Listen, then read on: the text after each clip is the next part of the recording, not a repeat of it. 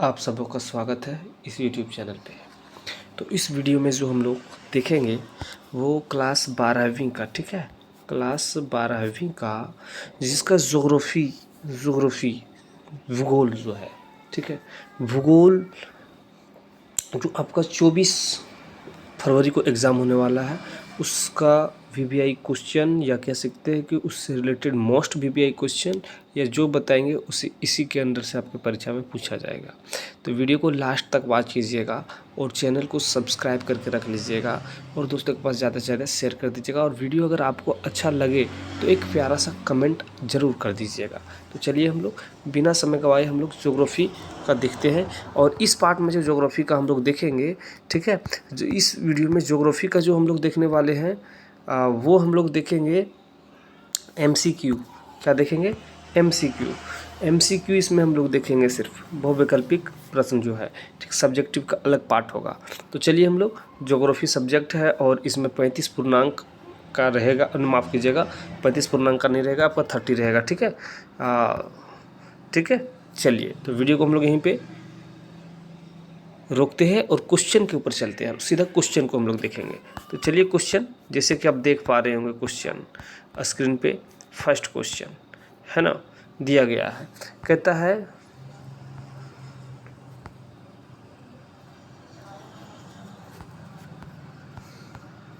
यहाँ से देखते हैं, दिया गया नई औद्योगिक नीति की घोषणा कब की गई। तो नई औद्योगिक नीति की घोषणा कब की गई, तो ऑप्शन देखिए, जैसे कि 1990 में या 1991 में या 1992 93। आप देख रहे हैं कि कन्फ्यूज़न वाला ऑप्शन दे दिया है। तो आपको बताते चले कि नई औद्योगिक नीति की घोषणा जो है 1991 में किया गया था। कब किया गया था? 1991 में।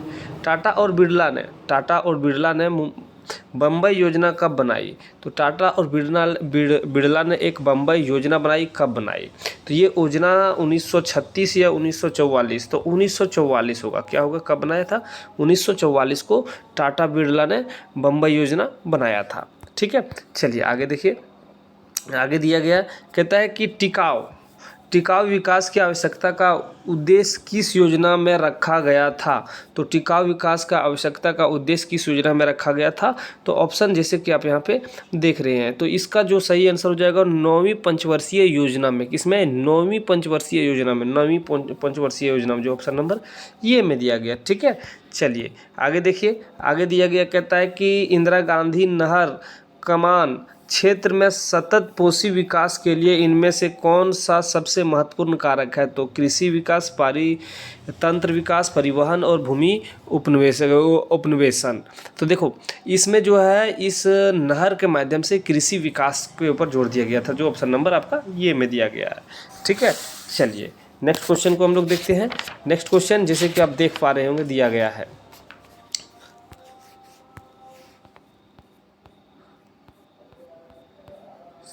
चलिए दिया गया है यहाँ पे प्रश्न आप देख पा रहे होंगे, है ना। तो चलिए नेक्स्ट ऑप्शन देखिए, तो ऑप्शन दिया हुआ, क्वेश्चन दिया हुआ, मतलब निम्नांकित में से कौन सा नगर नदी तट पर अवस्थित नहीं है।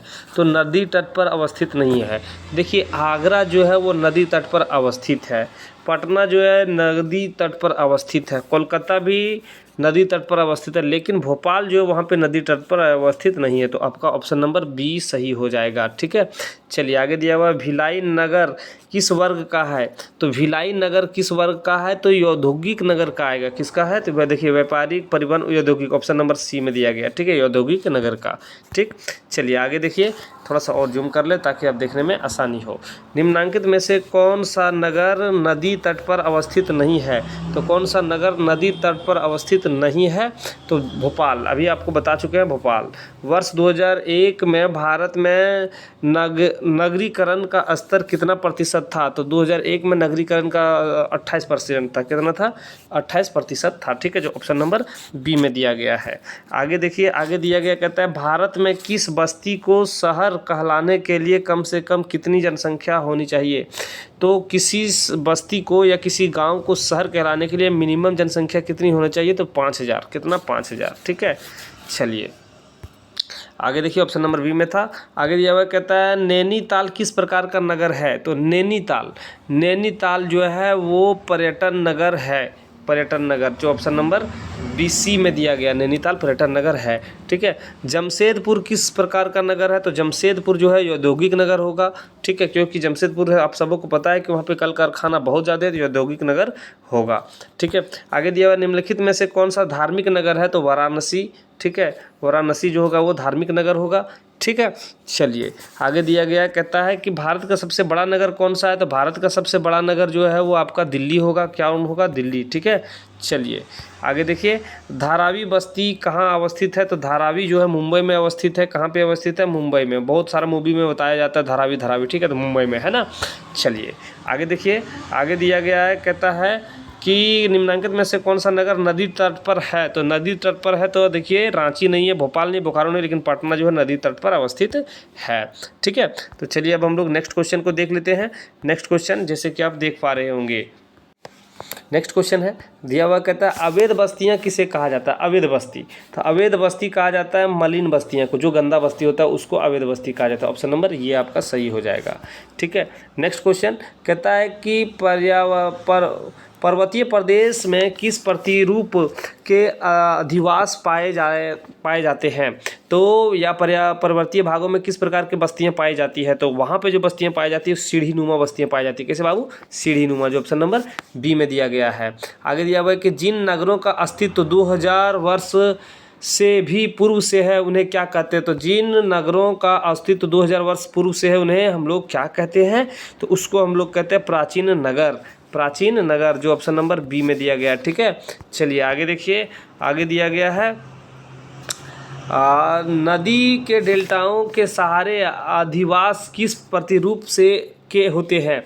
तो नदी के डेल्टाओं के सहारे अधिवास किस प्रतिरूप के होते हैं? तो ये जो होता है पंखा प्रतिरूप, पंखा प्रतिरूप। कौन सा पंखा प्रतिरूप? जो ऑप्शन नंबर सी में दिया गया है। किस झील के चारों ओर बसा गांव किस प्रतिरूप में आते हैं? किसी झील के चारों ओर जो बसा गांव है वो किस प्रकार के प्रतिरूप में आएंगे? तो जो आएगा ये वो नाहरिकिए जो है ऑप्शन नंबर बी में दिया गया। ठीक है। आगे दिया गया कहता है निम्न में से किस प्रकार की बस्तियां सड़क, नदी या नहर के किनारे होती है? तो किस प्रकार की बस्तियां सड़क, नदी और बस तो रेखीय जैसे नदी ऐसे बह रहा है तो रेखीय मतलब सीधा इधर भी बस्ती इधर भी बस्ती, है ना। तो ये इंपॉर्टेंट क्वेश्चन है, देख लीजिएगा। रेखीय जो ऑप्शन नंबर सी में दिया गया। ठीक है। चलिए नेक्स्ट क्वेश्चन को देखते हैं।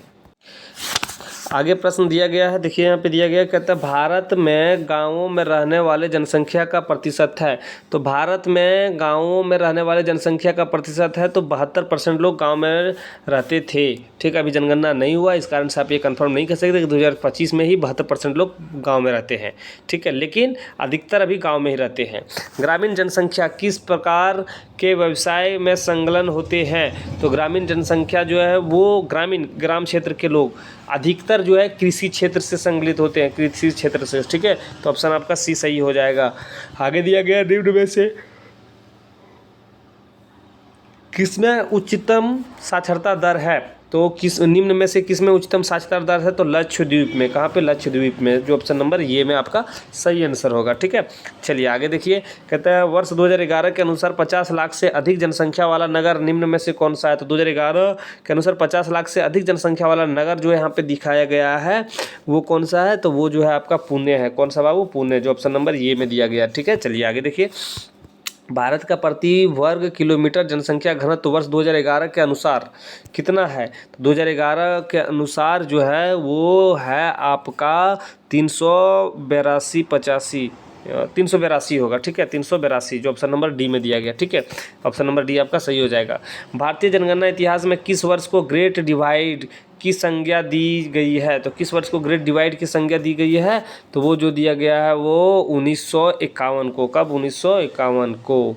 न माफ़ कीजिएगा, 1951 कैसे होगा? नहीं होगा, ग्रेट डिवाइड की बात हो रही है ना। 1921 होगा, 51 नहीं होगा, 21 होगा। ठीक है, 21 होगा आपका सही आंसर, 1921, ऑप्शन नंबर डी सही होगा। भारत में सबसे पहली जनगणना कब हुआ था? तो भारत में सबसे पहली जनगणना जो हुआ था 1872 में हुआ था। कब? 1872 में हुआ था। सन 2001 की जनगणना के अनुसार भारत की जनसंख्या कितनी में से निम्नांकित में से कौन सी है? तो 2001 की जनगणना के अनुसार भारत जो है 102 करोड़ लोग थे, ठीक है। तो यहाँ पे ऑप्शन दिया हुआ है 102.8 करोड़, तो ऑप्शन ये आपका सही होगा, ठीक है। चलिए आगे देखिए, दिया गया निम्नलिखित राज्यों में से किस राज्य में जनसंख्या घनत्व सर्वाधिक है। तो किस राज्य में जनसंख्या घनत्व सर्वाधिक है, तो बिहार ऑप्शन दिया हुआ है, तो यहाँ पे नहीं दिया हुआ इसलिए पश्चिम बंगाल हो जाएगा, ठीक है, पश्चिम बंगाल, जो ऑप्शन नंबर ये होगा। आगे देखिए, आगे दिया हुआ है, कहता है कि सन 2001 की जनगणना के अनुसार निम्नलिखित में से किस राज्य में नागरिक जनसंख्या का अनुपात सर्वाधिक था। तो नागरिक का सबसे अधिक था, तो वो था आपका केरल का। कहाँ का? केरल का, जो ऑप्शन नंबर सी में दिया गया है। फिर कहता है कि क्षेत्रफल के दृष्टिकोण से भारत का सबसे बड़ा राज्य कौन सा है, तो वो यूपी। क्षेत्रफल के दृष्टि से भारत का सबसे बड़ा राज्य कौन सा है, तो मध्य प्रदेश, माफ़ कीजिएगा, क्षेत्रफल की दृष्टि से भारत का सबसे बड़ा राज्य कौन सा है, क्षेत्रफल की दृष्टि से ना, माफ़ कीजिए, जनसंख्या की दृष्टि से होगा, तो क्षेत्रफल की दृष्टि से आपका क्या होगा, मध्य प्रदेश, MP, ठीक है। चलिए आगे देखिए, आगे दिया हुआ कहता है कि निम्नांकित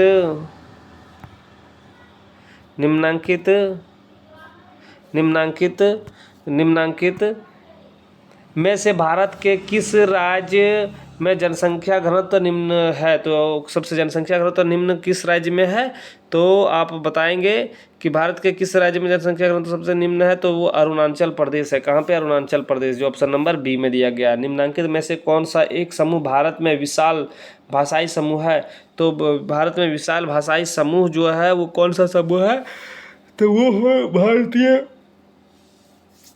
भारतीय आर्य, जो ऑप्शन नंबर बी में दिया गया है।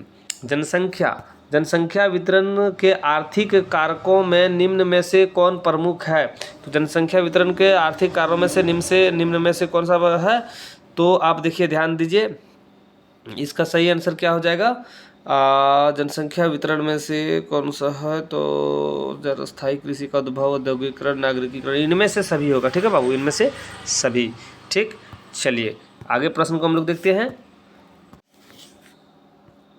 आगे प्रश्न देखिए, दिया हुआ अंतर्राष्ट्रीय व्यापार के अस्तित्व के निम्न में कौन से कारण हैं। तो अंतर्राष्ट्रीय व्यापार के अस्तित्व के निम्न में कौन से कारण हैं, तो निम्न में कौन से कारण हैं, तो इसका सही आंसर हो जाएगा आपका अंतर्राष्ट्रीय व्यापार के अस्तित्व में निम्न से श्रम विभाजन, तो ये है, उत्पादन के विशिष्टीकरण, तुलनात्मक लाभ, इनमें से सभी, तो इनमें से सभी आपका ऑप्शन डी सही होगा, ठीक है। दक्षिण अमेरिका राष्ट्रों में से कौन सा एक ओपेक का सदस्य है, तो ओपेक का सदस्य है, तो वो वेनेजुएला, ठीक है, वेनेजुएला जो है, ऑप्शन नंबर बी आपका सही होगा, ठीक है। चलिए आगे देखिए, आगे प्रश्न दिया हुआ कहता है कि निम्नांकित महाद्वीपों में से किस एक से विश्व व्यापार का सर्वाधिक प्रवाह होता है। तो किस एक से विश्व व्यापार का सर्वाधिक प्रवाह होता है, तो उत्तरी अमेरिका से। किसका? उत्तरी अमेरिका, जो ऑप्शन नंबर सी है। निम्न व्यापार समूहों में से भारत किस का एक सदस्य है, तो किसका एक सदस्य ग्रुप में से, तो आपका सफाट का, किसका? सफाटा, जो ऑप्शन है SAFTA, जो ऑप्शन नंबर ये है, इसका एक सदस्य है। आसियान का मुख्यालय कहाँ, बहुत इंपॉर्टेंट प्रश्न है, आसियान का मुख्यालय कहाँ पे है, तो आसियान का मुख्यालय जो है आपका इंडोनेशिया में, जकार्ता में है। कहाँ पे? इंडोनेशिया, जो ऑप्शन नंबर बी जकार्ता में है। विश्व व्यापार संगठन WTO का गठन किस वर्ष हुआ था, तो WTO का गठन जो हुआ था वो 1995 को हुआ था, तो 1995 नहीं दिया हुआ, जनवरी 1995, ऑप्शन नंबर बी में दिया गया है, ठीक है। यूरोप संघ EU का मुख्यालय कहाँ है, तो EU का मुख्यालय जो है वो भी है बेल्जियम में, ब्रुसेल्स में। कहाँ पे? बेल्जियम, ब्रुसेल्स में, जो ऑप्शन नंबर बी में दिया गया, ठीक है। संसार के अधिकांश महान पतन इस प्रकार वर्गीकरण किए गए हैं, तो महान पतन किस प्रकार वर्गीकृत की गई है, तो वर्गीकृत किया गया विस्तृत पतन के रूप में, जो ऑप्शन नंबर बी में दिया गया, ठीक है। आयात निर्यात के बीच मूल्य अंतर को क्या कहते हैं। जब आयात और निर्यात के बीच मूल्य का अंतर होता है तो उसको क्या कहते हैं, तो उसको कहते हैं व्यापार संतुलन, ठीक है। आगे देखिए, निम्न में से कौन सा देश सार्क देशों में शामिल नहीं है, तो सार्क देशों में शामिल नहीं है, जो ऑप्शन दिया गया है यहाँ पे, इसमें से कौन सा नहीं है, तो अफगानिस्तान सार्क में शामिल नहीं है, अफगानिस्तान, ठीक है, अफगानिस्तान, जो ऑप्शन नंबर डी में दिया गया है। आगे दिया गया कहता है कि विश्व व्यापार संगठन का मुख्यालय कहाँ है, तो विश्व व्यापार संगठन WTO का मुख्यालय कहाँ पे है, बहुत अच्छा प्रश्न है। तो इसका मुख्यालय जो है वो जेनेवा, ठीक है, जेनेवा में है, ठीक है, चलिए आगे हम लोग देखते हैं नेक्स्ट क्वेश्चन। तो चलिए देखिए आगे प्रश्न दिया गया, कहता है कि उत्तर मासा अंतरिप समुद्रीय मार्ग स्थित है। तो उत्तर मासा समुद्रीय मार्ग स्थित है, तो ये कहाँ पे स्थित है? तो ये प्रशांत, माफ़ कीजिएगा, हिंद महासागर में। कहाँ पे? हिंद महासागर में। कहाँ पे? हिंद महासागर, ऑप्शन नंबर बी में। कैनेडियन नेशनल रेलमार्ग किस नगर से होकर नहीं गुजरती है? तो कैनेडियन नेशनल रेलमार्ग किस नगर से नहीं होकर गुजरती है? तो देखिए एडमटन से गुजरता है, विनिपेग से और क्यूबेक, लेकिन डेट्राइट से नहीं होकर गुजरता, जो ऑप्शन नंबर आपका ये में होगा। चैनल टनल होता है, तो चैनल टनल क्या होता है बाबू? तो चैनल टनल जो है वो आपका पेरिस लंदन जो होता है ना, उसको चैनल टनल, मतलब चैनल टनल क्या होता है? नहीं, चैनल टनल जोड़ता है। तो चैनल टनल पेरिस और किसको जोड़ रहा है? लंदन को जोड़ रहा है, ठीक है, ये इसको जोड़ने वाला।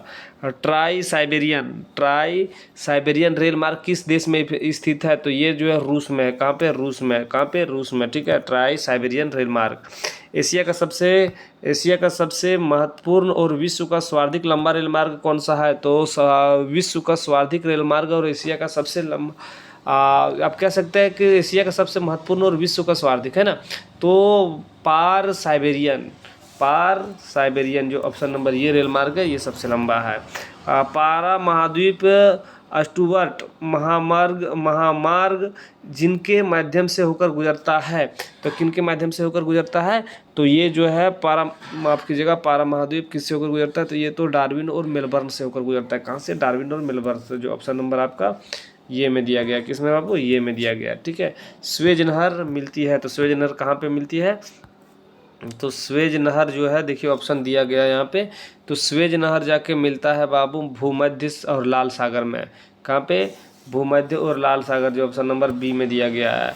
विरहद ट्रंक मार्ग होकर जाता है, तो विरहद ट्रंक मार्ग होकर जो जाता है वो उत्तर अंटार्कटिक महासागर से होकर, तो ऑप्शन नंबर बी में दिया गया है, उत्तर अंटार्कटिक महासागर से होकर गुजरता है। विश्व का समस्त समुद्री मार्ग कौन सा है? तो विश्व का समस्त समुद्री मार्ग कौन सा है? तो समुद्री मार्ग जो है वो है आपका उत्तरी अंटार्कटिका महासागरीय मार्ग। कौन सा? जो ऑप्शन नंबर सी में दिया गया है, ठीक है। विश्व का व्यस्तम समुद्री मार्ग, सबसे ज़्यादा बिजी वाला, ठीक है। चलिए पानम नहर जोड़ती है, तो पानम नहर किसको जोड़ती है? तो पानम नहर बाबू लोग वो जोड़ता है प्रशांत महासागर और अंटार्कटिक महासागर को, ठीक है, जो ऑप्शन नंबर बी में दिया गया है, ठीक है। चलिए आगे देखिए, हिमाच्छादित क्षेत्र में स्लेज गाड़ी को खींचने के लिए किन पशुओं की मदद ली जाती है? तो किन पशुओं की मदद ली जाती है? तो वो कुत्ता का लिया जाता है, ठीक है, रेंडियरों, कुत्ता एवं रेंडियरों का प्रयोग किया जाता है, ठीक है, जो ऑप्शन नंबर आपका ये में दिया गया है।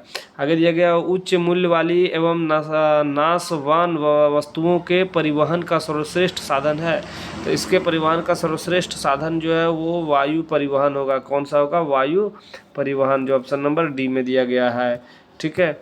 चलिए आगे देखिए, आगे दिया हुआ कहता है कि एंडीज पर्वत या भागों में निम्न में से किस पशु का प्रयोग परिवहन के माध्यम से के रूप में किया जाता है? तो किसका किया जाता है? तो देखियो यहाँ पे जो है आपका लामा, किसका? लामा का, लामा। अब किस देश में रेल मार्गों के जाल का संघनतम घनत्व पाया जाता है? तो रेलवे का जाल बिछा हुआ है, तो वो जो है रूस का। कहाँ पे? रूस में, ठीक है, रूस में। चलिए हम लोग आगे नेक्स्ट प्रश्न को देखते हैं। वीडियो अच्छा लगे तो वीडियो को फटाफट लाइक कीजिए। आगे देखिए, आगे प्रश्न दिया गया, कहता है कि निम्न में से, ठीक है, चलिए ये नहीं है ना, दिया हुआ वे काम उच्च परिणामों और स्तर वाले अन्वेषक सम्मिलित होते हैं कहलाते हैं। तो वे काम जिनमें उच्च परिणाम और स्तर वाले अन्वेषण सम्मिलित होते हैं उसको क्या कहते हैं?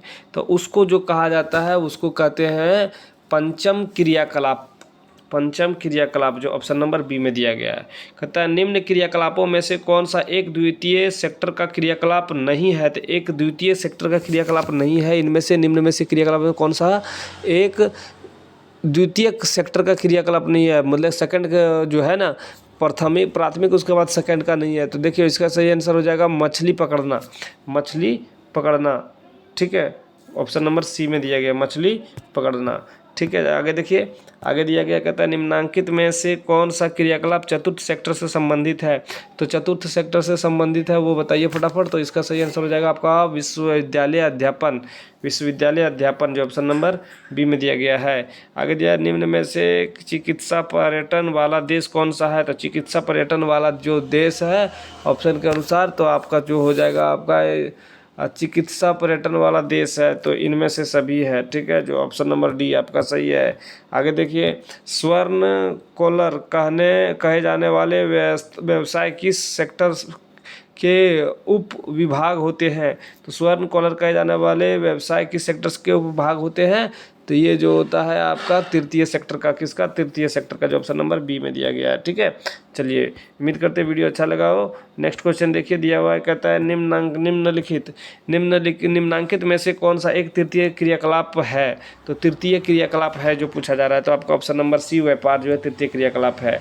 ठीक है, कहता है निम्नांकित में से कौन सा एक सेक्टर दिल्ली, मुंबई, चेन्नई और कोलकाता में संविधान सर्वाधिक रोजगार प्रदान करता है। तो कौन सा सेक्टर है। तो वो सेक्टर का नाम है आपका ऑप्शन नंबर डी सेवा क्षेत्रक। कौन सा, सेवा क्षेत्रक, जो ऑप्शन नंबर डी में दिया गया है। ठीक है, आगे देखिए शिक्षा कानून क्रियाकलाप, शिक्षा कानून क्रियाकलाप प्राथमिक क्रिया, द्वितीय क्रिया, चतुर्थ क्रिया, शिक्षा और कानून और क्रियाकलाप कौन सी क्रियाकलाप है। तो ये जो होगा आपका चतुर्थ क्रियाकलाप में आएगा। ठीक है, परिवहन सेवा को प्रभावित करने वाले कारक कौन सा है। तो परिवहन सेवा को प्रभावित करने वाले कारक जो है वो जनसंख्या का आकार, जनसंख्या का आकार पहला रीजन है। ठीक है, चलिए नेक्स्ट क्वेश्चन को देखते हैं फटाफट।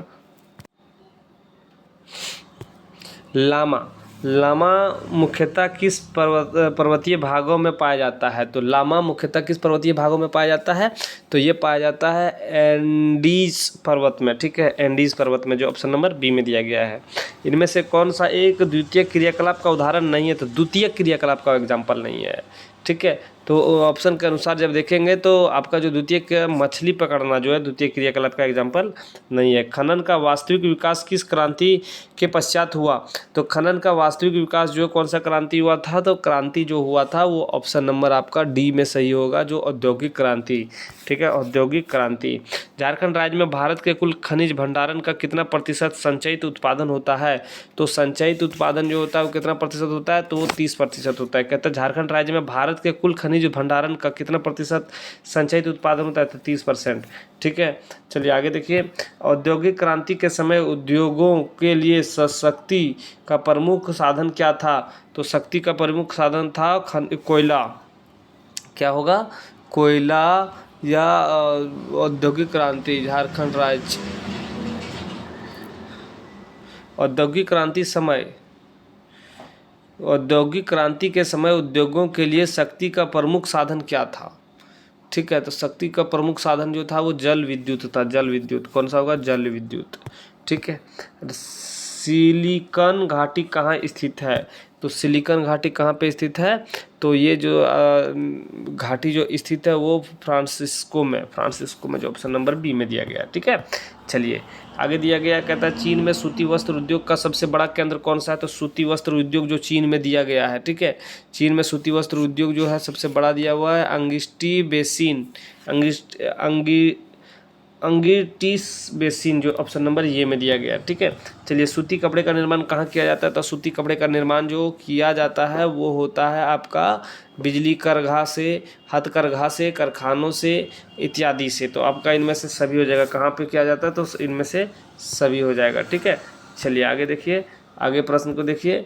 ठीक, चलिए आगे देखिए, प्रश्न कीजिए। कहता है कि निम्नांकित में से यूनि वस्त्र उद्योग का प्रमुख केंद्र कौन सा है। तो यूनि वस्त्र उद्योग का प्रमुख केंद्र जो है वो कौन सा है। तो आपका जो यूनि वस्त्र उद्योग प्रमुख केंद्र जो है आपका लीड्स है। कौन सा, लीड्स, जो ऑप्शन नंबर ये में दिया गया है। आगे देखिए, आगे दिया गया, कहता है कि जर्मनी के रूर क्षेत्र में पाए जाने वाले कोयले के अधिक आधार पर किस उद्योग का व्यापक विकास हुआ है। तो किस उद्योग का व्यापक विकास हुआ है। तो वो जो है इस्पात उद्योग का ए। ठीक है, आगे दिया हुआ है कि पेट्रोकेमिकल उद्योग में अग्रणी देशों का क्या नाम है, मतलब पेट्रोल केमिकल उद्योग में सबसे आगे वाले देश का क्या नाम है, उस देश का नाम जो है वो है आपका पेट्रोल, भारत, पेट्रोकेमिकल में भारत है आगे, ठीक है, भारत जी, भारत होगा।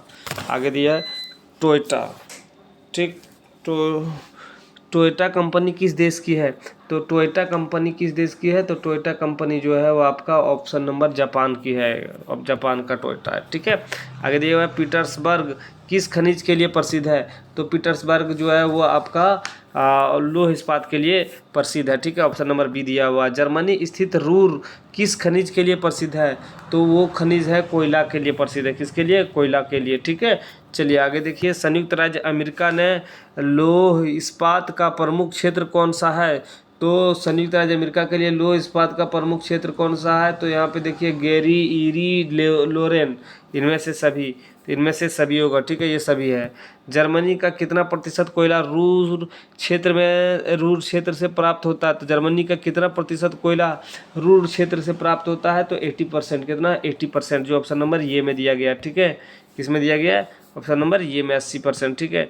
आगे देखिए दिया हुआ कहता है कि मैनचेस्टर किस उद्योग के लिए प्रसिद्ध है, तो मैनचेस्टर जो है आप सब जानते हैं सूती वस्त्र उद्योग के लिए प्रसिद्ध है, जो ऑप्शन नंबर ये में दिया गया है। किस क्षेत्र में खनिज तेल का सबसे बड़ा भंडारण पाया जाता है, तो किस क्षेत्र में खनिज का सबसे बड़ा भंडारण पाया जाता है, तो वो है सऊदी अरेबिया में, कहाँ पे, सऊदी अरेबिया में, ऑप्शन नंबर बी सही हो जाएगा। आगे देखिए दिया हुआ कहता है भारत का कौन सा उद्योग सार्वजनिक क्षेत्र का नहीं है, तो सार्वजनिक क्षेत्र का नहीं है, ऑप्शन देखिए यहाँ पे दिया गया है, तो टिस्को भारत का सार्वजनिक क्षेत्र का नहीं है टिस्को, ठीक है, तो ऑप्शन नंबर ये सही होगा। संचार किस आर्थिक क्रिया के अंतर्गत आता है, तो संचार जो है वो आपका तृतीय क्रियाकलाप के अंदर आएंगे, तृतीय क्रिया के अंदर आएगा, ठीक है, संचार, तो आपका ऑप्शन नंबर सी सही हो जाएगा, ठीक है, ऑप्शन सी। आगे देखिए, ठीक है।